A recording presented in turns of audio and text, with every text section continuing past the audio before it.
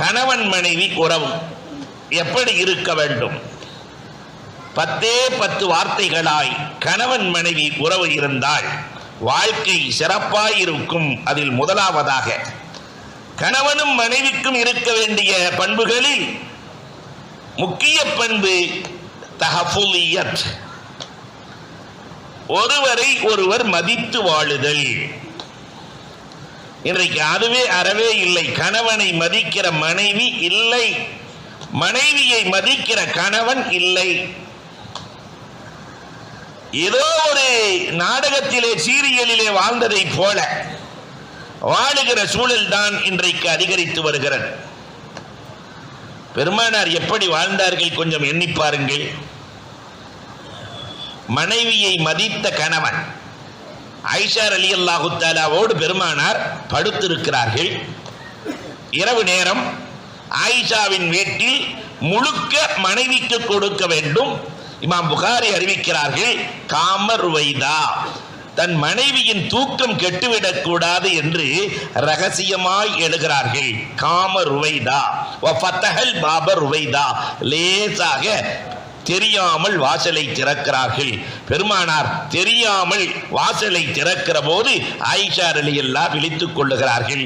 என்ன நாயகமே, லேசா எழுந்து லேசாக வாசலை திறக்கிறீர்களே.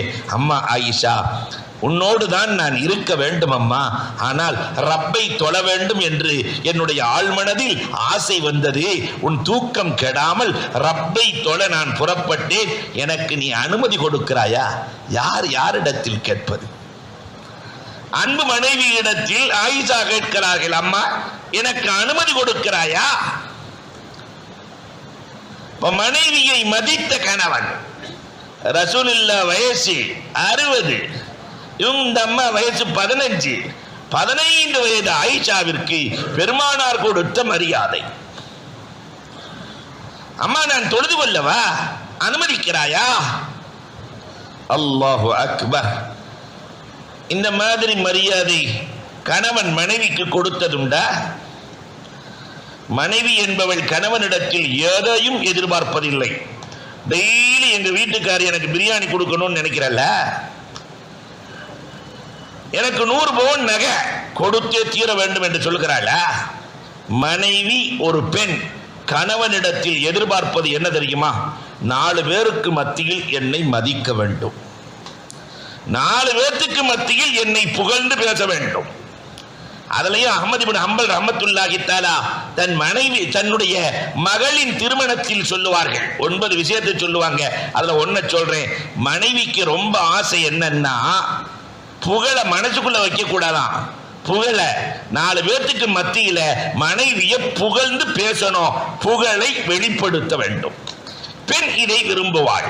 4 பேருக்கு மத்தியில் என் வீட்டுக்காரம்மா இருக்கே பிரியாணி சமைச்சா எப்படி தெரியுமா அப்படின்னா 1 வருஷம் உங்களுக்கு பிரச்சனை இல்லை. அன்புக்குரியவர்களே, இதை மனைவி விரும்புவாள். மனைவியின் இயற்கை. அல்லாஹ் இப்படித்தான் ஒரு பெண்ணை படைத்திருக்கிறான். 4 பேருக்கு மத்தியில் மனைவியை புகழ வேண்டும். ஆனா ஆம்பளைகளுக்கு என்ன பழக்கம் தெரியுமா? எல்லா ஆம்பளைகளுக்கும் 4 பேர் இருந்தா தான் மனைவியை ஒரு மாதிரியா பார்ப்பான். எல்லா ஆம்பளையும் நல்லா தான் சமைக்கும், யாராவது வந்துட்டா மட்டும்தான் கொஞ்சம் உப்பை கூட போட்டுருவாங்க, மனைவியை கொஞ்சம் மட்டம் தட்டுறாங்களாம். நம்ம கையில தஸ்பீ வச்சிருக்கிற மாதிரி அந்த அம்மா மனசுக்குள்ள ஒரு தஸ்பீ வச்சுக்கும், வரிசையை சேர்த்து வைக்கும். என்னைக்கு தஸ்பீஹுக்கு பிரச்சனையோ அன்னைக்கு ஆரம்பமாகும். 2 வருஷத்துக்கு முன்னாடி நீங்க சொன்னது மறக்கவே இல்லை, 4 வருஷத்துக்கு முன்னாடி சொன்னது மறக்கவே இல்லை என்று வரிசையா வந்து விழுகும் இல்லையா? அப்ப மனைவி என்ன எதிர்பார்க்கிறாள்? ஒரு பெண்ணின் எதிர்பார்ப்பு என்ன? பெருமானார் அதை பூர்த்தி செய்தார்கள். எந்த மனைவியையாவது பெருமானார் ஸல்லல்லாஹு அலைஹி வஸல்லம் அவர்கள் 4 பேருக்கு முன்னால் குறைத்து பேசி இருக்கிறார்களா? வரலாறுகளை புரட்டுங்கள். உங்கள் தாய், பெருமானார் பேசுகிற போதே சொல்லுவார்கள், உங்கள் தாய் உம்மு சலமா இப்படி சொல்லுகிறார்கள், உங்கள் தாய் ஹப்ஸா இப்படி சொல்லுகிறார்கள். அல்லாஹு அக்பர். மனைவியை மதித்த கணவன், கணவனை மதிக்கிற மனைவி. இங்கேயும் நாம விழுந்துருவோம். கணவனை மதிக்கிற மனைவி நம்முடைய இல்லத்தில் இருக்கிறாளா? மதுரையிலாம் இருக்கிறாங்க. நான் எங்க ஊரை சொல்றேன், ஏன்னா நான் ஊருக்கு போகணுமா இல்லையா? எந்த அளவிற்கு கணவனை மதித்தார்கள் தெரியுமா? அன்னை கதீஜா ரலியல்லாஹுவின் வரலாறுகளை பாருங்கள். கணவனுக்காக முழு சொத்தையும் கொடுத்து அனைத்தையும் கொடுத்த அன்னை கதீஜா ரலியல்லாஹு தஆலா, கோடீஸ்வரி கதீஜா, இன்றைக்கு ஒன்றும் இல்லாமல் அத்தனையும் மார்க்கத்திற்காக அன்பு கணவனுக்கு கொடுத்து விட்டு வஃபாத்தாவதற்கு ஒரு சில தினங்களுக்கு முன்னால் கதீஜா ரலியல்லாஹு உடல்நிலை சரியில்லாமல் இருக்கிறார்கள். பெருமானார் ஸல்லல்லாஹு அலைஹி வஸல்லத்தின் அன்பு மனைவி உடல்நிலை சரியில்லை. ஃபாத்திமா, ஃபாத்திமா கொஞ்சம் வாம்மா, என்ன கொஞ்சம் கை கொடுமா, கொஞ்சம் தூக்கி விடுமா, கொஞ்சம் எழுந்து கொள்கிறேன் அம்மா. ஃபாத்திமா ரலியல்லாஹு வருகிறார்கள், அம்மாவை தூக்குகிறார்கள், எழுகிறார்கள், மூளையிலே நிறுத்துகிறார்கள். ஏனம்மா இவ்வளவு சிரமம் எடுத்து நீங்கள் நிற்கிறீர்களே, இந்த ஒரே ஒரு வரலாறு எல்லா பெண்களுக்கும் போதும், ஏனம்மா இவ்வளவு சிரமம் எடுத்து ஏன் நிற்க வேண்டும் என்று அன்பு மகள் கேட்கிற போது ஃபாத்திமா ரலியல்லாஹுவை பார்த்து அன்னை கதீஜா சொன்ன வார்த்தை, அம்மா கஸ்தூரி மனம் வருகிறது தெரிகிறதான்னு கேட்டாங்க. கஸ்தூரி மனம் வருகிறது தெரிகிறதா? ஆம் தெரிகிறது. அப்படியானால் உங்கள் தகப்பனார் வருகிறார் இல்லையா? உங்கள் தகப்பன் வந்தால் கஸ்தூரி மனம் வரும் அம்மா. எப்பொழுது பெருமானார் வந்தாலும் நான் என்றைக்கு அமர்ந்திருந்து வரவேற்றிருக்கிறேன். என் அன்பு கணவனை, என் அன்பு கணவனை எழுந்திருத்து வரவேற்கிற பழக்கம் இன்றைக்கு எழ முடியவில்லை. அதனால் நான் என் கணவனை அமர்ந்து வரவேற்க முடியுமா? இன்னைக்கு எந்த அம்மினியாவது புருஷனை வரவேற்று இல்லையா, அதுவும் சொத்தை உள்ள காலி பண்ண புருஷன் ஒருத்தர் இருக்காருன்னு வச்சுக்கோங்க, அவரை பார்க்கும் போதே அல்லாஹு அக்பர், அந்த பார்வையிலேயே அவர் ஜனாதாவா இருக்கணும், அப்படி ஒரு பார்வை. ஆனா அன்னை கதீஜா கணவனை மதித்த விதம், கணவன் மனைவியை மதிப்பதும் மனைவி கணவனை மதிப்பதும் அந்த குடும்பத்தை புடம்போடும். நம்முடைய முன்னோர்கள் ஒருவரை ஒருவர் மதித்து வாழ்ந்தார்கள், இல்லைன்றே சொல்ல முடியாது. ஆனா இன்றைக்கு கல்லூரிகளிலும் ஆடம்பரங்களிலும் கலாச்சார மோகத்திலும் மூழ்கி இருக்கிற நாம், ஆணும் பெண்ணை மதிப்பதில்லை, பெண்ணும் ஆணை மதிப்பதில்லை. மதிக்கும் கலாச்சாரம் வந்துவிட்டால் இந்த குடும்பம் சிறக்கும். அல்லாஹ் அதற்கு நல்லருள் வாழிப்பானாக. இரண்டாவதாக தவஜுஹியத்,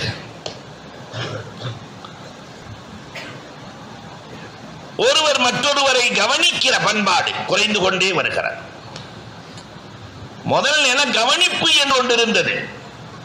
தகப்பனார் கவனிப்பாருங்கிறதுனாலேயே பிள்ளைகள் சீராக இருப்பார்கள். பாப்பா பார்த்துட்டு வர்ற, உம்மா பார்த்துருவாங்க, அதனால இல்லையா? அப்ப தகப்பனாருக்காக வாழ்ந்த காலம், தகப்பனாருக்காக வாழ்ந்த காலம் மாறி இன்றைக்கு பிள்ளைகளுக்காக வாழும் காலம். பிள்ளை என்ன சொல்றாரோ அதை மட்டும்தான் இவர் கேட்பார், இவர் சொல்றத பிள்ளைகள் கேட்காது இல்லையா? செல் வந்ததற்கு பிறகு, இந்த செல் அப்படின்னு சொன்னாலே மரத்துக்கு செல் வந்துச்சுன்னு வச்சுக்கோங்களேன், மரத்தை அரிச்சிரும். அதே மாதிரி இந்த செல் போன் வந்துச்சா இல்லையா, நம்முடைய குடும்பத்தை அரித்து விட்டது. செல் அரிப்பு என்று தமிழிலே சொல்லுவார்கள்.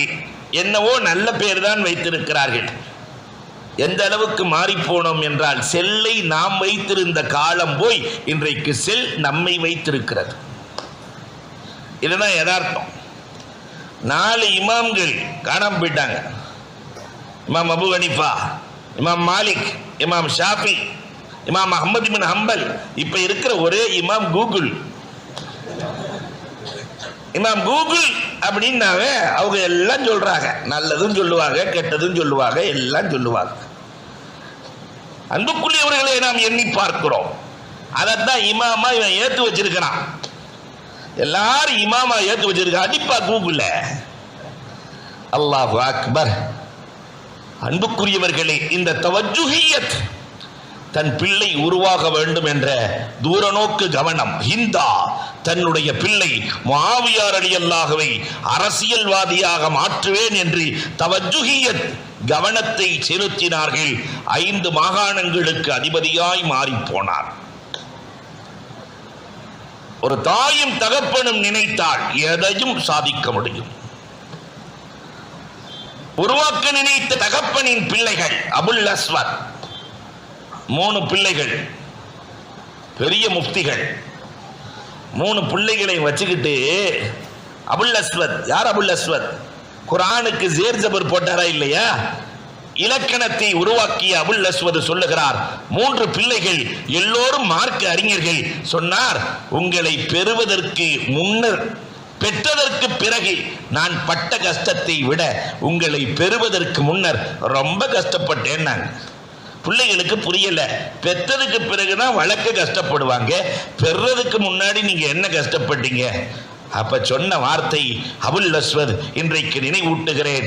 நான் ஹலாலான உணவை உண்டாத்தான் எனக்கு ரப்பு நல்ல மனைவியை கொடுப்பான்னு சொல்லி நான் பாலிகானதிலிருந்து ஹலாலை உண்ணுகிறேன். அல்லாஹ்விடத்திலே எனக்கு நல்ல மனைவி வேண்டும், சாலிகான மனைவி வேண்டும், சாலிகான மனைவி வேண்டும், சாலிகான மனைவி வேண்டும். அதன் மூலமாக பிறக்கிற பிள்ளைகள் நல்லோர்களாக பிறக்க வேண்டும் என்று ரப்பிடத்திலே கேட்டு கேட்டு கடும் கஷ்டப்பட்டு உங்களை பெற்றெடுத்தேன்.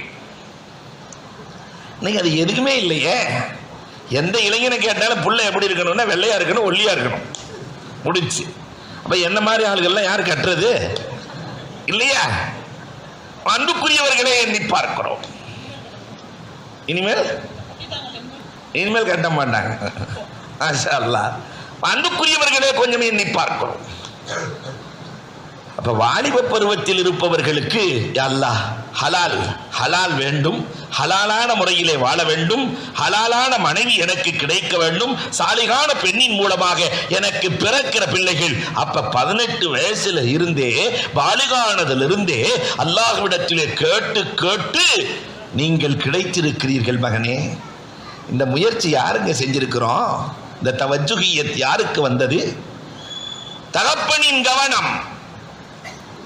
முஃப்தி ஷஃபி ஷாப் மாரிஃபுல் குர்ஆன் எழுதிய மாமேதை அவர்கள் வரலாற்றிலே எழுதுகிறார்கள், எனக்கு தஹஜ்ஜத்தின் பழக்கம் இடையில் ஏற்பட்டதில்லை. என்னுடைய தகப்பனாரும் தாயாரும் தொழுததை கண்டு நான் தஹஜ்ஜத்து தொழுகிறேன். தொழுது விட்டு அல்லாஹ்விடத்திலே கேட்டேன், ரப்பே எனக்கு சாலிகான மனைவியை கொடுக்க வேண்டும், அதன் மூலமாக பிறக்கிற ஆண் பிள்ளைகள் பெண் பிள்ளைகள் அத்துணை பேர்களையும் மார்க்க வல்லுநர்களாக நீ மாற்ற வேண்டும் என்று நான் கேட்டதன் விளைவு இன்றைக்கு முஃப்தி ரஃபி கிடைத்திருக்கிறார், முஃப்தி தகி உஸ்மானி கிடைத்திருக்கிறார், 3 பெண் பிள்ளைகள் கிடைத்திருக்கிறார். வரிசையா எழுதுறாங்க. அப்ப விதை போட்டது தானே, விதை போட்டு அதற்கு பிறகு நாம் எதிர்பார்த்தால் தான் மரம் கிடைக்கும், திடீர்னு மரம் வராது. அதனால சாலிகான பிள்ளைகள் உருவாக வேண்டுமானால், சாலிகான சந்ததிகள் உருவாக வேண்டுமானால் தவஜ்ஜுஹியத் கொஞ்சம் புடம்போட வேண்டும். அல்லாஹு அக்பர். ஆனா இன்னைக்கு அந்த தவஜ்ஜுஹியத் இல்லையே. அடுத்து நம்முடைய தலைமுறை எப்படி உருவாக வேண்டும், என் பிள்ளை எப்படி வரணும், என் பொம்பளை பிள்ளை எப்படி வரணும், என் ஆண் பிள்ளை எப்படி வர வேண்டும் என்ற அந்த தூரநோக்கு சிந்தனை குறைந்து கொண்டே வருகிறது. இல்லைன்னு சொல்றதுக்கே இல்லை. அல்லாஹ் ரப்பல் ஆலமீன் தவஜ்ஜுஹியத்தோடு உருவாகிற பாக்கியத்தை நல்குவானாக. அதுக்கும் ஹசன் ஹுசைன் ரலியல்லாஹு தஆலா ஃபாத்திமா எப்படி வளர்த்தாங்க தெரியுமா?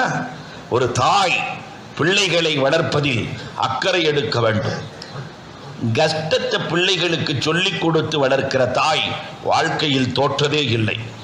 சந்தோஷங்களை மட்டுமே இன்றைக்கு நாம் சொல்லிக் கொடுக்கிறோம். கஷ்டங்களை சொல்லிக் கொடுத்து வளர்க்கிற பண்பாடு நம்மிலே வளர்கிற போது நம்முடைய குடும்பம் செழித்து நிற்கும். ஃபாத்திமா ரலியல்லாஹு தஆலா ரசூல் ஸல்லல்லாஹு அலைஹி வஸல்லம் நினைச்சிருந்தா சொர்க்கத்து உணவை கொடுத்திருக்கலாம். ஆனா ஃபாத்திமாவின் வீட்டிலே 3 நாள் பட்டினி, கடுமையான பட்டினி. இதை கேள்விப்பட்ட பெருமானார் வருகிறார்கள், அம்மா ஃபாத்திமா உங்கள் வீட்டிலே 3 நாள் பட்டினியா? என் பேர பிள்ளைகள்லாம் சாப்பிடலையா? 3 நாள் ஆச்சா? ஆமா பாப்பா, அழுதுகிட்டே வெளியே போயிட்டாங்க பாப்பா. பெருமானார் தேடி செல்லுகிறார்கள் பேர பிள்ளைகளை. ஆடு மேய்க்கிற இடையன் இடையிலே வருகிறார். என் பிள்ளைகளை பார்த்தீங்களான்னு கேட்டாங்க. அழுதுகிட்டே போயிட்டு இருந்தாங்க. பார்த்தேன். நானு ஏன் அழுகிறீங்கன்னு கேட்டேன். எங்களுக்கு சாப்பிட்டு 3 நாள் ஆச்சு, பசியா இருக்குன்னு சொன்னாங்க. வேகமாக ஆட்டிலே பாலை கறந்து தம்பி ஹுசைனிடத்திலே கொடுத்தேன். அவர் குடிப்பதற்கு வாய்வரை கொண்டு சென்று விட்டார். ஆனால் அண்ணன் ஹசன், இடையன் சொல்லுகிறார், தடுத்து நிறுத்தி விட்டார். அண்ணன் ஹசன் தடுத்து நிறுத்தி ஆட்டிலே பால் கறக்க எஜமான் உங்களுக்கு அனுமதி கொடுத்தாரான்னு கேட்டாரு.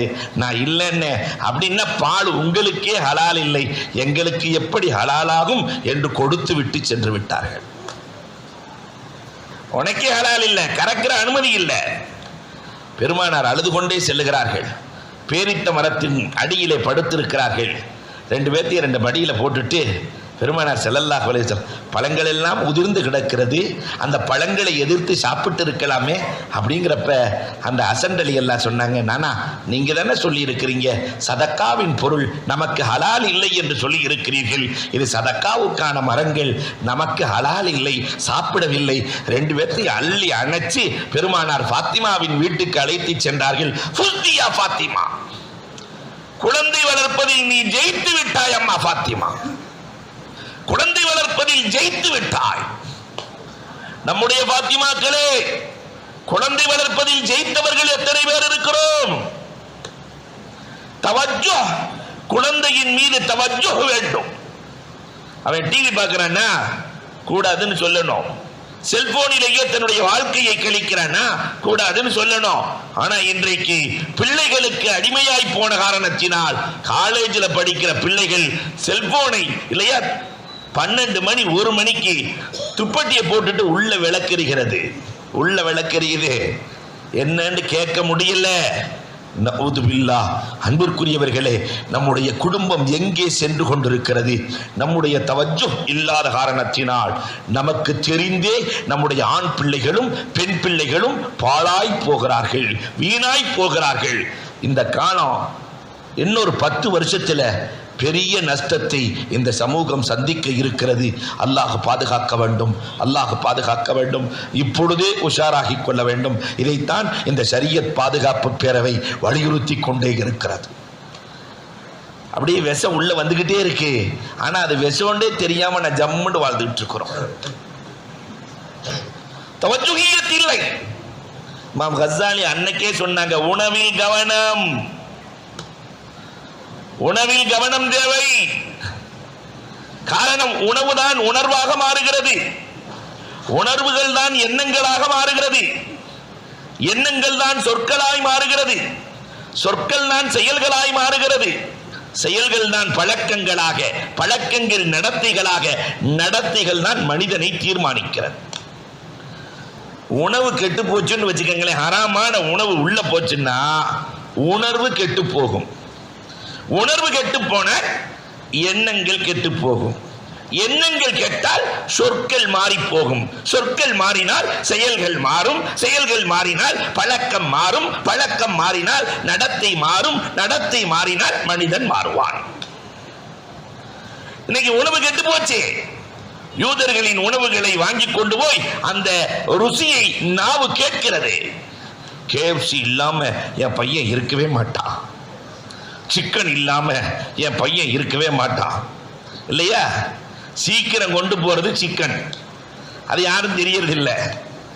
சிக்கன் இல்லாம இருக்க மாட்டான்னா புள்ளைய நீ சீக்கிரம் அனுப்புறதுக்கு முயற்சிக்கிறேன்னு அர்த்தம். காலேஜுக்கு அனுப்புறதை நான் சொல்லல, கபருக்கு அனுப்புறதை சொல்லிட்டு இருக்கிறேன். அன்புக்குரியவர்களே, கொஞ்சம் எண்ணி பார்க்கிறோம். தவஜ்ஜுஹியத், குடும்பத்தின் மீதும் குழந்தைகளின் மீதும் எதிர்வரும் காலத்தை குறித்த அக்கறைகளை விதைக்க வேண்டிய நிலையில் இன்றைக்கு நாம் இருக்கிறோம். ஆனால் இந்த உம்மத் உறங்கிக் கொண்டிருக்கிறார். மூன்றாவதாக தஆருஃபியத், ஒருவருக்கொருவர் மனம் விட்டு பேசி இருக்கிறோமா? தாருஃப் செய்திருக்கிறோமா? நம்ம வீட்டில் ஒருத்தருக்கு ஒருத்தர் கணவன் மனைவி இடத்திலே உள்ளத்தில் என்ன இருக்கிறது என்பதை எல்லாம் சொல்லி இருக்கிறோமா? தாருஃப் செய்திருக்கிறோமா? மனைவியா கணவன் யார்? கொஞ்சம் யோசிச்சு பாருங்களேன். ஒரு மனைவி யார்? அவள் என்னவெல்லாம் செய்கிறாள். ஒரு கணவன் குடும்பத்திற்காக அவன் என்னவெல்லாம் செய்கிறான். என்னைக்காவது பட்டியல் போட்டோமா? இவ்வளவு வேலையா நம்ம குடும்பத்தில் நடக்குதா? அல்லாஹு அக்பர், எவ்வளவு சந்தோஷம் இருக்கும் தெரியுமா? நம்முடைய மனைவி யார்? கல்யாணம் முடிச்சு ஒரு 50 வருஷம் வாழ்றோன்னு வச்சுக்கோங்களேன். அந்த 50 வருஷமுமே நமக்காக பாடுபட்டவள் அவள். விடுமுறையே இல்லாமல் கல்யாணம் முடிச்சதிலிருந்து கபருக்கு போற வரைக்கும் அவளுக்கு லீவே இல்லையே. பிள்ளை, குடும்பம், கணவன், கணவனின் பொருள், பாதுகாத்தல், வாரிசியா எவ்வளவு கஷ்டப்பட்டிருக்கா, எவ்வளவு கஷ்டப்பட்டிருக்கா. அவளின் கஷ்டம், நமக்காகப்பட்ட கஷ்டங்கள் எத்தனை நாள். 70 வயசுல 60 வயசுல நம்ம காலை அமுத்திருக்கா. அவ காலை என்னைக்காவது அமுத்தினம்மா? அவ கஷ்டத்துல என்றைக்காவது பக்கத்துல போய் உட்கார்ந்து உனக்கு என்ன செய்யுது, காய்ச்சலாக இருக்கிறதா? அவளுடைய தலையை தூக்கி மடியிலே வைத்து வருடிய நாட்கள் எத்தனை. 60 வயசுல தாருஃபே இல்லை. 50 வருஷம் சமைத்து கொடுத்த தியாகி. 50 வருஷம் சமையலுக்கு இன்னைக்கு எவ்வளவுங்க? ஒரு மாசத்துக்கு ஒரு வேலைக்காரி வச்சு எவ்வளவு நீங்க தான் சொல்லணும். ஒரு 5000 ரூபாய்க்கலாமா? 10,000 ரூபா. ஆமா, 50 வருஷத்துக்கு 600 மாசம். 600 10 எவ்வளவு ஆச்சு? 60 லட்சம் ரூபா அவளுக்கு நம்ம கொடுத்துருக்கணும் இல்லையா? வீட்டில் வாட்ச்மேன், நான் சிங்கப்பூர் போகிறேன், ஜப்பான் போகிறேன், சைனா போகிறேன், அங்கே போகிறேன், இங்கே போகிறேன், வீட்டை பாதுகாத்துக்கோ, பிள்ளையை பாதுகாத்துக்கோ. 50 வருஷமா பாதுகாத்து பாதுகாத்து பாதுகாத்து பாதுகாத்து இல்லையா? வாட்ச்மேனுக்கு எவ்வளோங்க கொடுக்கலாம்? ஒரு 10,000 போடுவோமா? அதுக்கு ஒரு 60 லட்சம் போடுங்க. பெண்களே, நீங்க கேட்க மாட்டீங்கன்னு தெரிஞ்சுதான் இந்த கணக்கு போடுறோம். நீங்க அங்க போய் அஜத்து சொல்லிட்டாரு எனக்கு 4 கோடி சேவை இல்லையா, சொல்ல மாட்டீங்க. அதே மாதிரி ஆயா வேலை பார்க்கறது வீட்டில் நம்மளால செய்ய முடியுமா? நம் பிள்ளைகளை ஒவ்வொரு நாளும் எத்தனை முறை சுத்தம் செய்தவள் அவள், எத்தனை முறை. கொஞ்சம் யோசிச்சு பார்த்தமா அவள் செய்த தியாகங்கள். எவ்வளவு கஷ்டப்பட்டிருக்கா. மாமியார்ட்ட வாங்கிய பேச்சுக்கள் எவ்வளவு, நாத்து நாட்டை வாங்கிய பேச்சுக்கள் எவ்வளவு. 1 2 சில பேர்த்துக்கு 1 நாத்துனாவே அவ்வளவு பிரச்சனை. சில பேர்த்துக்கு 8 நாத்துனா 9 நாத்துனா சக்கராத்து தான் இல்லையா? அன்புக்குரியவர்களே, ஜாபிர் ரலியல்லாஹுக்கெல்லாம் கூட பிறந்த சகோதரிகள் 9 பேரும். அதனால அவர் கல்யாணம் பண்ணும் போதே ரசூலுல்லாஹ் சொன்னார், நாயகமே கன்னிப்பெண் எனக்கு வேணாம், வாங்கி கட்ட முடியாதவனால, அதனால நல்ல அனுபவசாலியாவே ஒரு சையிபாவை மணமுடிக்கிறேன். அந்த வரலாறுகளை நாம் புகாரியிலே பார்க்கிறோம். அவ்வளவு கஷ்டப்பட்டவள். இவன் குழந்தைக்காக ரத்தத்தையே பாலாக மாட்டி கொடுக்கிறாள். எத்தனை கோடிங்க கொடுக்கிறது? 2.5 வருஷம் பால் கொடுத்த தியாகி அவள். அதையும் தாண்டி 9 மாத காலம் குழந்தையை பெற்றெடுத்து கொடுத்தாள். கணவனின் குழந்தையை வயிற்றுக்குள்ள வச்சு 9 மாசம் செத்து பிழைக்கிறாள். தமிழன் என்ன அழகா பேர் வச்சிருக்கிறான் பாருங்க, செத்து பிழைக்கிறாள். ஒரு பொண்ணு சொல்லிட்டா, ஏங்க நான் 2 பிள்ளைய பெற்றுட்டேன், என்னால முடியாது, நீங்க ஒரு 2 பிள்ளைய பெற்றுக்கோங்க. இன்னைக்கு விஞ்ஞான காலம், மருத்துவ உலகம் ஏராளமான சாதனைகளை செய்திருக்கிறது. அதனால வயிற்றுக்குள்ள ஒரு கர்ப்பத்தை ஃபிட் பண்ணி, ஒரு ஆணின் வயிற்றுக்குள்ள ஃபிட் பண்ணி இல்லையா, இன்னைக்கு டெஸ்ட் பேபி, அந்த பேபி இந்த பேபின்னு வருதா இல்லையா, அதே மாதிரி ஆம்பளை பேபி அப்படின்னு சொல்லி ஒரு செட் பண்ணி எந்த ஆம்பளையாவது அதுக்கு ரெடியா இருக்கானே செய்ய முடியுமா? யோசிக்க வேண்டும். செத்து பிழைக்கிறாள், செத்து பிழைக்கிறாள். ஆனா கஷ்டப்படுறதெல்லாம் உம்மா. இன்சியல் குழந்தை பிறந்த உடனே இன்சியல் மட்டும் வாப்பா, நீ என்னப்பா வாப்பா, நீ என்னப்பா கஷ்டப்பட்ட கேட்டு பாருங்க. ஒரு கஷ்டமும் இல்லை. தன் கணவனுக்காக தியாகம் செய்கிறாள். கணவன் உறங்கிய பிறகு உறங்குகிறாள். கணவன் எழுவதற்கு முன்பதாக விழித்துக் கொள்ளுகிறாள். பின் தூங்கி முன் எழும் பேழை அவள். முன் தூங்கி இல்லையா, பின் தூங்கி முன் எழும் பேழை அவள். எல்லா பெண்ணுமே என்ன நினைப்பா தெரியுமா? கணவனுக்கு முன்னாடி சுமங்கிலியா நான் மௌத்தா போயிடணும்னு நினைக்கிறாளே, கணவனுக்கு முன்னாடி நான் போய் சேர்ந்துடணும், நான் போய் சேர்ந்துடணும் என்று நினைக்கிற அந்த பெண்ணை நாம் என்ன புரிந்து வைத்திருக்கிறோம்? மனைவி என்ன சாதாரண இன்னொரு பக்கம் கணவன்.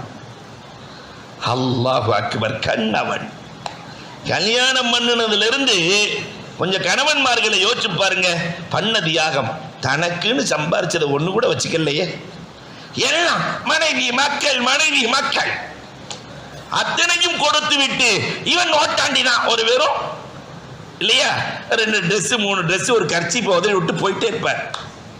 சண்டையில கூட சொல்லுவார், எனக்கு ஒண்ணும் இல்ல, கர்ச்சி போதறி போட்டு போயிருவேன் இல்லையா. அத்தனை கஷ்டம். சம்பாதிக்க ஆரம்பிச்சதுல இருந்து 25 வயசுல இருந்து கடைசி வரைக்கும் கஷ்டப்படுபவன் இவன். யாருக்காக?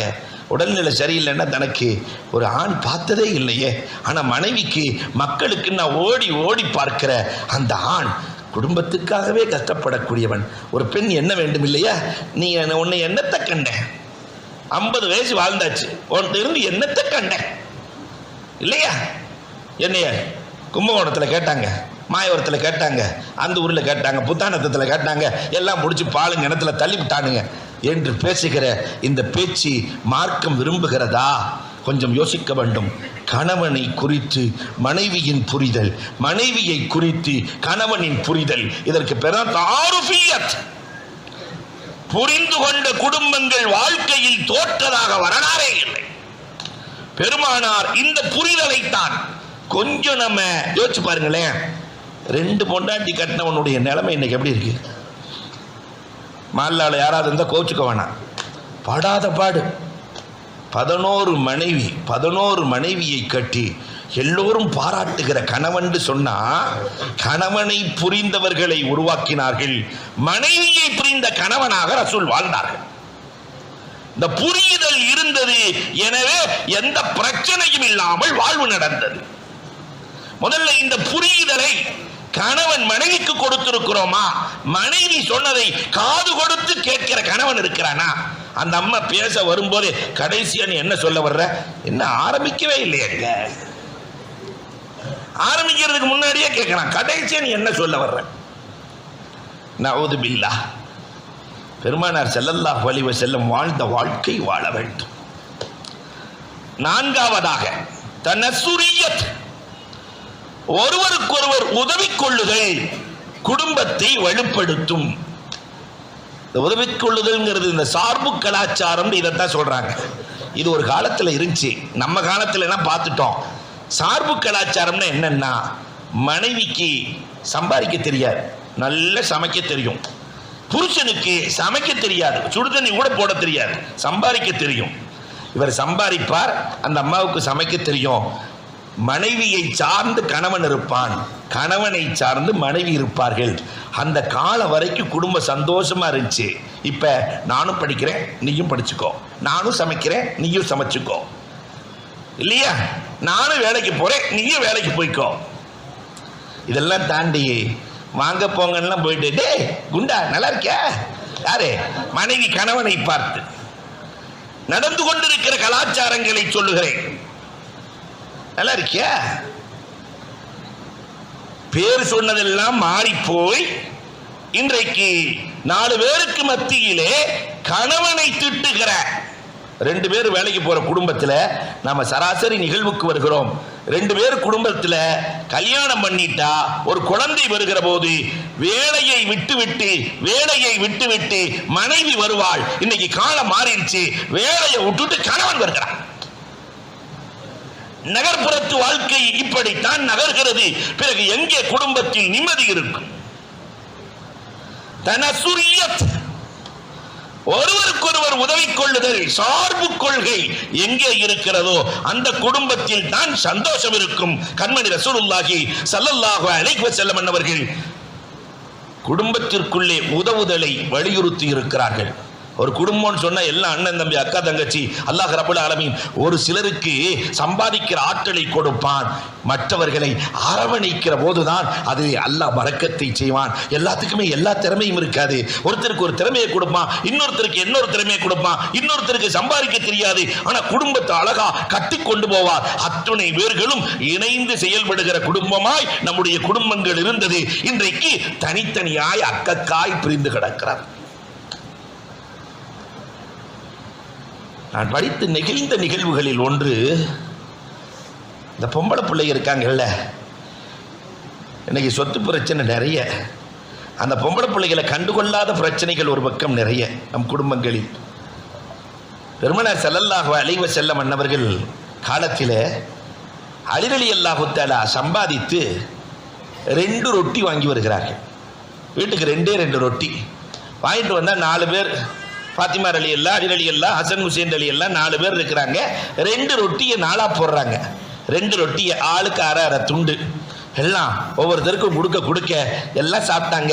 அப்போ ஃபாத்திமா ரலியல்லாஹு ஒரு அரை துண்டை சாப்பிடும் போது பாப்பா சாப்பிட்டாங்களா இல்லையான்னு தெரியலையே, பாப்பா சாப்பிட்டாங்களா இல்லையான்னு தெரியலையே, நேரா ரசூலுல்லாஹ்விடத்தில் இருப்பது அரை துண்டு, அந்த அரை துண்டை எடுத்துக்கொண்டு பெருமானார் இடத்திலே சென்று, இதெல்லாம் குடும்பத்தில் மட்டும்தான் நடக்கும், பெருமானார் இடத்திலே சென்று அப்பா சாப்பிட்டீங்களா என்று கேட்க பெருமானார் சொன்னார்கள், அம்மா இந்த வயிற்றை உணவு பார்த்து 2 நாள் ஆயிடுச்சுமா, 2 நாள் ஆச்சு.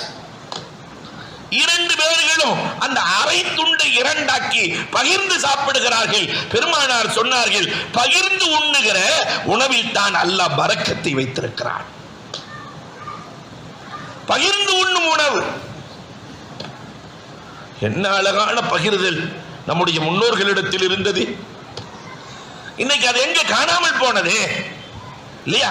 அண்ணன் தம்பி, அக்கா தங்கச்சி எல்லாம் ஒத்துமையா, அன்னையில இருந்து இன்னைக்கு வரைக்கும் தாய் தகப்ப சாப்பிட்டாங்களான்னு நினைக்கிறது ஆண்களை விட பெண்கள் தான். பொம்பளை பிள்ளை தான்.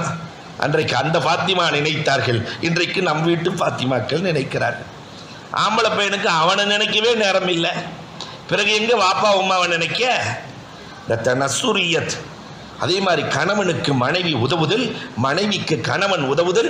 அஸ்மா ரலியல்லாஹு தஆலா ஒட்டகத்தை கணவர் கொண்டு வந்தார்னாக்கா ஜுபைர் ரலியல்லாஹ் இவர்கள் தீனி போடுவார்கள், ஒத்துழைப்பு செய்வார்கள். இதை மதீனாவே வேடிக்கை பார்க்குமாம். கணவனுக்கு தோதுவாய் மனைவியும், மனைவிக்கு தோதுவாய் கணவனும் ஒருவருக்கொருவர் உதவி செய்து கொள்வதை பார்த்து மதீனா மக்கள் ஆச்சரியப்படுவார்கள் என்ற வரலாறுகளை தாரீக் நூட்களிலே நாம் பார்க்கிறோம். ஒருத்தருக்கு ஒருத்தர் உதவி செய்யலாம்ல, இன்னைக்கு அதுவும் காணும். 5வது தஅஸ்ஸுரியத். கணவனுக்கும் வேணும், மனைவிக்கும் வேணும். தனக்கு தேவை இருக்கிற போது குடும்பத்தில் இருப்பவர்களை மகிழ்வித்தல். தனக்கு தேவை இருக்கும், இது உலகத்திலே குடும்பத்தில் மட்டும்தான் நடக்கும். ஒரு 50,000 ரூபா இருக்கும், அவர் வியாபாரத்துக்கு தேவை இருக்கும், ஆனால் பையனுக்கு ஸ்கூல் ஃபீஸ் கட்டணும். தன் தேவையை விட தன் பிள்ளையின் தேவையை கருத்தில் கொண்டு அப்புறம் இதை ஜமாளிச்சுக்குவோம், பிள்ளைய போய் ஃபஸ்ட்டு சேர்த்துடுவோம், கொடுக்குற பழக்கம் இருக்கா இல்லையா? அன்புக்குரியவர்களே, இது எங்கு மட்டும்தான் நடக்கும்? குடும்பத்தில் மட்டும்தான் நடக்கும், குடும்பத்தில் மட்டும்தான். தஅஸ்ஸுரியத் என்பது குடும்பத்தில் மட்டும்தான் பார்க்க முடிகிறது. ஆனால் இன்னைக்கு அதிலும் இந்த தஅஸ்ஸுரியத்தும் குறைந்து கொண்டே வருகிறது. எல்லாம் சுயநலம். உன் வேலையை நீ பாரு, என் வேலையை நான் பார்க்குறேன்.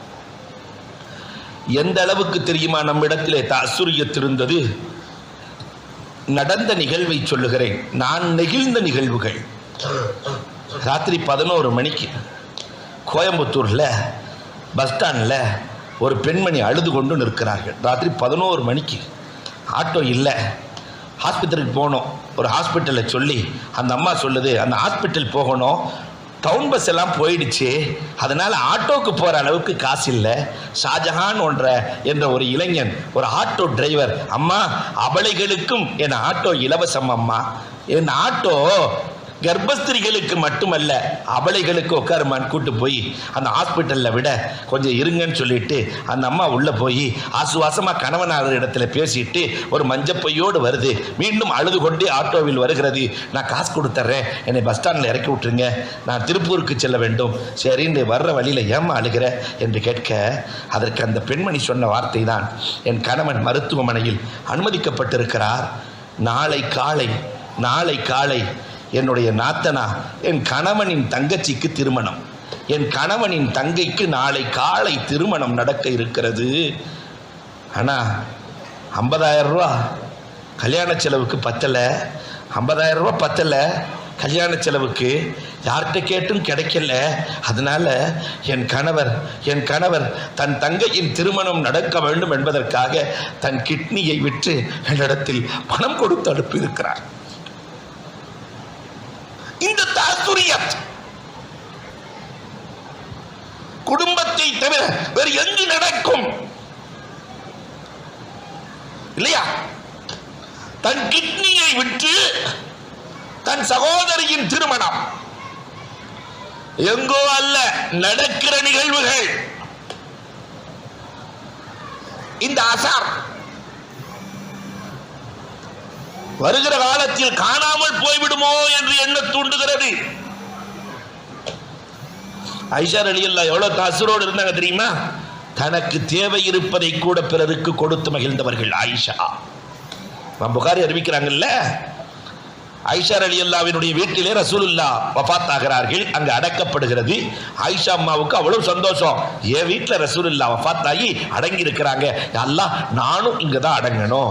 2.5 வருஷத்துல அபூபக்கர் ரலியல்லாஹு வஃபாத். அப்பொழுது அபூபக்கர் ரலியல்லாஹு சொல்றாங்க, அம்மா ஆயிஷா, என் அன்பு மகளே, பெருமானார் பக்கத்துல என்னை கொண்டு போமா, இங்க அடங்கணும்னு ரசூலுல்லாஹ் கபூர்ல இருந்து சொன்னா என்னை அடக்குங்க, இல்லாட்டி பொது கபரஸ்தான்ல வச்சிருங்க. வாப்பா, சரி வாப்பா. அபூபக்கர் ரலியல்லாஹுவை அழைக்கிற போது யூசிலுல் ஹபீப் இலல் ஹபீப் என்று குரல் வருகிறது. பெருமானாருக்கு அருகிலேயே அபூபக்கர் ரலியல்லாஹுவும் அடக்கப்படுகிறார்கள். கணவனும் கிடைத்து விட்டார்கள், தகப்பனும் கிடைத்து விட்டார்கள். பயங்கர மகிழ்ச்சி. அல்லாஹ் இங்கதான் நான் அடங்கணும், இங்கதான் நான் அடங்கணும். ஆயிஷா கேட்டுக்கிட்டே இருக்கிறாங்க. அதற்கு பிறகு 10 ஆண்டு காலம் ஆயிஷா கேட்கிறாங்க, நான் அடங்கணும், நான் அடங்கணும்னு. உமர் ரலியல்லாஹு ஷஹீதாக்கப்படுகிறார்கள். கத்தியால் குத்தப்படுகிறது. சாப்பிடுகிற பால் வயிற்றின் வழியாக வெளியே வருகிறது. அப்ப உமர் ரலியல்லாஹு சொல்லி அனுப்புறாங்க, அன்பு மகனே அப்துல்லா பின் உமர், அப்துல்லா நீங்க போமா, ஆயிஷாட்ட கேளுங்க, அபூபக்கருக்கு பக்கத்துல அடங்க இடம் கிடைக்குமான்னு கேளுங்க. உமர் ரலியல்லாஹு அந்நிய ஆடவர். உமர் ரலியல்லாஹு உள்ளே வந்தால் ஆயிஷா பொது கபருக்கு செல்ல வேண்டும். நம்ம பெண்களாக இருந்தா என்ன செஞ்சிருப்போம்? அந்த வேலையை பாருங்க, 12 வருஷமா நான் துவா கேட்டுக்கிட்டு இருக்கிறேன், நான் தான் இங்க அடங்கணும், யாருக்கும் அனுமதி இல்லை. ஆனா ஆயிஷாட்ட வந்து சொன்ன உடனே ரலியல்லாஹு அன்ஹா, உமர் ரலியல்லாஹ்வை இங்கே அடக்கி விடுங்கள், நான் பொது கபருக்கு சென்று விடுகிறேன், ஜன்னத்துல் பக்கீயில் சென்று விடுகிறேன். என்னை விட என் நாயகம் விரும்பிய உமர் ரலியல்லாஹு இங்கு அடங்குவதுதான் சிறந்தது. இதான் தஅஸ்ஸுர். தனக்கு தேவை இருக்கிற போது தன் குடும்பத்தை மகிழ்வித்தாள். இது கணவன் மனைவிக்கு மட்டும்தாங்க சிறப்பாக நடக்கும். நான் சாப்பிடாம கணவனை சாப்பிட வைத்து மகிழுதல். அதே மாதிரி கணவனும் நினைப்பான், உள்ள வந்த உடனே மனைவி சாப்பிட்டாங்களா இல்லையா, முதல்ல நீ சாப்பிட்டுருக்க வேண்டியதானே, ஏன் என்னையே எதிர்பார்த்துட்டு இருக்கிற என்று சொல்லுகிற கணவன் உண்மையில் சிறந்த கணவன். அல்லாஹு அக்பர். அல்லாஹ் ரப்பல் ஆலமீன் இந்த தஅஸ்ஸுரியத்தை நம் குடும்பத்தில் சுரக்க செய்வானாக. அடுத்த 6வதாக தஹுபியத், ஒருத்தருக்கொருத்தர் அன்பளிப்புகளை பகிர்தல். குடும்ப நலனை அதிகரிக்கும் அன்பளிப்புகள். அன்னைக்கெல்லாம் வாங்கிட்டு வருவாங்கல்ல, தீனி வாங்கிட்டு வருவாங்க, பழங்களை வாங்கிட்டு வருவாங்க இல்லையா, லியாஃபத், விருந்துக்கு போனா பழங்களை வாங்கிட்டு போறது, அன்பளிப்புகளை செய்வது. கணவனும் மனைவியும் ஒருவருக்கொருவர் அன்பளிப்புகளை பகிர்ந்து கொள்ளுதல் குடும்பத்தில் இன்பத்தையும் பாசத்தையும் அதிகரிக்கும். ஆனா இதையெல்லாம் தாண்டி நாம ஆச்சரியப்பட்ட நிகழ்வு என்னன்னா, உலகத்துல இந்த மாதிரி எல்லாம் செய்வாங்களான்னு என்ன தூண்டுகிறது. பெருமானார் ஸல்லல்லாஹு அலைஹி வஸல்லத்தினுடைய தாய், பால்குடி தாய் யாரு நீங்க தான் சொல்லணும். ஹலீமத்து சாதியா ரசூலை பார்க்க வருகிறார்கள். பெருமானார் ஹிதமத்து செய்து கொண்டிருக்கிறார்கள். அன்னை கதீஜா ஓடி ஓடி வந்து, மாமியாருக்கு மருமகள் ஓடி ஓடி வந்து பணி செய்கிறார்கள். நான் திரும்ப சொல்றேன், மாமியாவுக்கு மருமகள் ஓடி ஓடி வந்து பணி செய்கிறார்கள். இன்னைக்கு அப்படி பணி செய்கிற மருமகள்கள் இருக்கிறார்களா? மதுரையில் இருக்கிறார்கள் என்று அஜர்த்து சொன்னாங்க. நான் வெளியூரை பத்தி பேசுறேன். மாமியா எப்படா மண்டைய போடும் இருக்கிற மருமகள் நிறைய இருக்கு சமூகத்தில். மாமியாரை காலி பண்ண நினைக்கிற மருமகள், மருமகளை காலி பண்ண நினைக்கிற மாமிகள் நிறைய உலகத்தில் நடமாடுவதாக கேள்விப்பட்டிருக்கிறோம். ஆனா அல்லாஹு அக்பர், என்ன ஆச்சரியம், பெருமானார் ஸல்லல்லாஹு அலைஹி வஸல்லம் தங்க பால்குடி தாய்க்கு ஹிதமத்து செய்யறதை பார்த்துட்டு மருமக என்ன செஞ்சாங்க தெரியுமா? ஹதீஜா ரலியல்லாஹு தஆலா 20 ஒட்டகை நேரா கொண்டு போய் அங்க கட்டினாங்களாம். 20 ஒட்டகை. யாருக்கு? மாமியாருக்கு அன்பளிப்பு. 20 ஒட்டகை நான் உங்களுக்கு அன்பளிப்பு செய்கிறேன் என்று மாமியாருக்கு 20 ஒட்டகைகளை அன்பளிப்பு செய்த மருமகள். என் வாழ்க்கையில் அவங்க ஒருத்தரை தான் பார்த்திருக்கிறேன். இன்னைக்கு 20 சவரன் அன்பளிப்பு செய்த மாமியாவுக்கு அன்பளிப்பு செய்த மருமகள் எங்கேயாவது இருக்கிறாங்களா? மதுரை தவிர சொல்லுங்க பார்க்கலாம். மாமியாவுக்கு 20 சவரன் அன்பளிப்பு செய்த மருமகள். நம்ம மருமகை என்ன பேசும்னா, அந்த கிழவி கழுத்துல 20 பவுன் சக்கராத்து சாக போகுது, நம்ம கழுத்துல தூக்கி போட வேண்டியது தானே. இதுக்கெல்லாம் கல்யாணத்துக்கு போறப்ப ஜோடிச்சுக்கிட்டு 75 வயசுல என்று பேசுகிற மருமகள்கள் கொஞ்சம் எண்ணி பார்க்க வேண்டும். இப்படி ஒரு நிகழ்வு நடந்தா அந்த மாமி சண்டை போடுமா? கொஞ்சம் யோசிச்சு பாருங்க. மருமக ஒரு 10 பவுனை மாமியாவுக்கு கொடுத்துட மாமி சரண்டர் இல்லையா? மாமியை சண்டலாக்குகிற அழகான விதிகளையும் வித்திகளையும் கதீஜா ரலியல்லாஹு இந்த உம்மத்திற்கு செய்து காட்டி இருக்கிறார்கள். இந்த அன்பளிப்புகள் இருக்கிறதே, டால்பின் மீனுக்கு சின்ன சின்ன மீனை தானே அன்பளிப்பு கொடுக்குறான். கொடுத்து நீங்க துபாய்க்கு போனா பார்க்கலாம், 3000 ரூபாய் 4000 ரூபாய் வாங்குறான். அது அப்படி ஒரு மேலே ஏறி ஒரு ரவுண்ட் அடிச்சு கொண்டு வந்து விட்டுருது. 4000 ரூபாய் ஒரு ரவுண்டுக்கு 4000 ரூபாய் நாம கொடுக்கணும், நம்ம ஊர் காசு. ஆனா அதுக்கு அவன் எவ்வளவு கொடுக்குறான்னா டிப்ஸ் 4 சின்ன மீனை கொடுப்பான், அவ்வளவுதான். சின்ன அன்பளிப்பில் பெரிய லாபம். அதே மாதிரி மனைவிக்கு கணவன் செய்கிற அன்பளிப்பு, கணவனுக்கு மனைவி செய்கிற அன்பளிப்பு. பிடிச்ச உணவை கணவனுக்கு பிடிச்ச உணவை செஞ்சுட்டா எப்படி இருப்பான் கணவன்? எப்பயுமே துள்ளி குதிக்கிற கணவனாய் மாறி போய் விடுவானே. இந்த அன்பளிப்புகள் ஆனந்தத்தை நம் இல்லங்களில் உருவாக்கும். 7வதாக தஹம்முலியத். குடும்பம்னு வந்தாவே கஷ்ட நஷ்டங்கள் இருக்கத்தான் செய்யும். தஹம்முலியத் எல்லா நாளும் ஆனந்த நாட்களாக இருக்காது. அதனால பொறுமை குடும்பத்தில் ரொம்ப அவசியம். கணவன் மனைவிக்கு மத்தியில சண்டை வந்திருக்கும் போது பொறுமையாக இருக்கிற கணவனும் பொறுமையாக இருக்கிற மனைவியும் வாழ்க்கையில் தோற்றலாக வரலாறே இல்லை. 2 நிகழ்வுகளை உதாரணத்திற்கு நான் சொல்லுவேன், எப்படி பொறுமையா இருந்திருக்கிறாங்க. அலி ரலியல்லாஹுவுக்கும் ஃபாத்திமா ரலியல்லாஹுவுக்கும் சண்டை கேட்கவே முடியல. ஆனா எவ்வளவு பெரிய அவுலியாவா இருந்தாலும் வீட்டில் சண்டை நடக்கத்தான் செய்யும். அலி ரலியல்லாஹுவுக்கும் ஃபாத்திமா ரலியல்லாஹுவுக்கும் சண்டை. இந்த சண்டையில நல்ல கணவனுக்கு அடையாளம் என்ன தெரியுமா? சட்டையை தூக்கி போட்டுட்டு வெளியே வந்துருவான், அவன் தான் நல்ல கணவன். அதே மாதிரி அலி ரலியல்லாஹு தஆலா ஃபாத்திமா ரலியல்லாஹு கூட சண்டை போட்டுட்டு சட்டையை தூக்கி போட்டு வெளியே வந்தாங்க. வந்து வெளியிலே படுத்திருக்கிறார்கள், சட்டையை கழட்டி போட்டு படுத்திருக்கிறாங்க. பெருமானார் ஸல்லல்லாஹு அலைஹி வஸல்லம் போறாங்க, ஃபாத்திமா ரலியல்லாஹு கேட்கறாங்க, அம்மா உங்க வீட்டுக்காரர் எங்கம்மா, என் மருமக எங்கம்மா என்று கேட்கிற போது, பாப்பா என்கிட்ட சண்டையை போட்டு வெளியே போயிட்டாரு. பெருமானார் ஸல்லல்லாஹு அலைஹி வஸல்லம் இங்குதான் தடம் புரளுகிறோம். அப்படியா?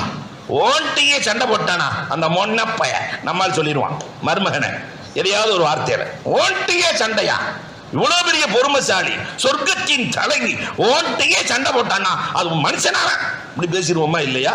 பெருமானார் ஒண்ணுமே பேசல, மருமகனை தேடி செல்கிறார்கள். மருமகன் ஆடையை கழட்டி கீழே போட்டு படுத்திருக்கிறாரு.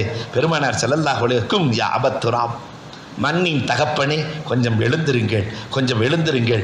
மாமனாரே மருமகனை போய் கூப்பிடுறாரு, வாங்கன்னு கூப்பிட்டு போய் நேரா ஃபாத்திமா ரலியல்லாஹு பக்கத்தில் நிறுத்திக்கிட்டு பெருமானார் ஸல்லல்லாஹு அலைஹி வஸல்லம் சொல்லுகிறார்கள், அம்மா ஃபாத்திமா, நீ சொர்க்கத்தின் தலைவியா நரகத்தின் தலைவியா என்பதை உன் கணவன் தான் தீர்மானிக்க வேண்டும் அம்மா. கணவனின் பொருத்தத்தில் தான் உனக்கு சொர்க்கம் இருக்கிறது அம்மா. கணவனின் பொருத்தத்தில் ரசூலினுடைய ஈரல் துண்டு, உள்ளமெல்லாம் மகள். ஆனால் மருமகனிடத்தில் நடந்து கொண்ட முறை இப்படி. ஒரு குடும்பத்தில் சண்டை நடக்கும் போது இல்லையா, மகளினுடைய பெற்றோர்கள் மருமகனோடு சேர்ந்து இருந்தாங்கன்னு வச்சுக்கோங்க, அந்த புள்ள இங்க வீட்டுக்கு வருமா, இந்தம்மா கட்டி கொடுத்தாச்சு, மௌத்து ஹயாத்து அங்கதம்மா, இங்க இல்ல. உள்ள முழுக்க பாசம் இருக்க வேண்டும். ஆனால் வார்த்தைகளில் மருமகனின் பக்கம் இணைந்திருக்க வேண்டும். என்னாலான வாழ்க்கை நெறி, மௌத்தோ ஹயாத்தோ. புருஷனோடு சேர்ந்து வர்றதா இருந்தா வா, இல்லாட்டி வராத. ஆனா இன்னைக்கு நம்ம ஊர்ல சென்னையில் நடந்தது, கல்யாணம் பண்ணி 3 நாள் தான். மருமக போயிட்டு இருக்கும் போது மாமியா ஏதோ கூட்டிட்டு இருந்திருக்கு விளக்கமாத்த வச்சு. மருமக வரும்போது மாமியா விளக்கமாத்த காட்டிருச்சான். ராத்திரி 12 மணிக்கு, பாப்பா என்னை பார்த்து நான் வரும்போது விளக்கமாத்த காட்டிருச்சு என் மாமியா, இனிமேல் நான் இருக்க மாட்டேன். உடனே தகப்பனார், அப்படியா ஓலோ டாக்ஸிக்கு புக் பண்ணி ஓடி வந்துரு இல்லையா? அப்ப அந்த குடும்பம் விளங்குமா? சந்தி சிரிக்கிறது. நான் நடப்பதை மன வேதனையோடு சொல்லுகிறேன். கல்யாணம் பண்ணி 3 நாள்ல இல்லையா, மகளுக்கு அறிவுரை சொல்ல வேண்டிய ராத்திரி 12 மணிக்கு, அம்மா என்ன நடந்தாலும் காலையில் பேசிக்கலாம், பேசாம போய்ப்படு என்று சொல்லுகிற தகப்பன் இன்றைக்கு இல்லை. பிள்ளைகளின் மீது பாசம் என்ற பெயரிலே, நேசம் என்ற பெயரிலே பிள்ளைகளை பிரித்து வைக்கிற பெற்றோர்கள், பிள்ளைகளை பிரித்து வைக்கிற பெரியவர்கள் இன்றைக்கு அதிகரித்து வருகிறார்கள். அதனால அன்புக்குரியவர்களே, தஹம்முலியத், குடும்பம் என்றாலே சில கஷ்டங்கள் இருக்கும். அந்த கஷ்டங்களை சகித்தால் பஞ்சபூதங்கள் கட்டுப்படும். குடும்ப கஷ்டத்தை சகிச்சிட்டோம்னா பஞ்சபூதம் கட்டுப்படும். இப்னு ஜௌசி சாதாரண ஆளா? யார் அந்த இப்னு ஜௌசி? 90,000 பேர்களுக்கு முரீது கொடுத்த மாமேதை. 90,000 பேர், பயங்கரமான ஷேக். உந்துலுஸ்ல இருந்து 4,000 மைல் தாண்டி அவரை பார்க்க வந்திருக்கிறார் ஒரு முரீத். 4,000 மைல் தாண்டி நேரா வீட்டுக்கு போனாராம். கதவை தட்டி இப்னு ஜௌசி வீடான்னு கேட்டாரு. எங்க ஷேக் இப்னு ஜௌசி ரஹ்மத்துல்லாஹி தஆலா அலைஹி அவர்களின் வீடா அப்படின்னு கேட்கும்போது அந்த அம்மா, ஆமா ஆமா அவர் வீடுதான், அதுக்கு என்ன வேணும்? இல்லை ஷேக் இருக்காங்களா? நீ எங்கேருந்து வர்ற? 4,000 மைல் வர்றேன். நீ ஒரு லூஸ், அந்த ஒரு லூஸு. 4,000 mile வர்றாராம், 4,000 mile. அது இவங்களை பார்க்க அது ஒரு லூசு, இது ஒரு லூசு.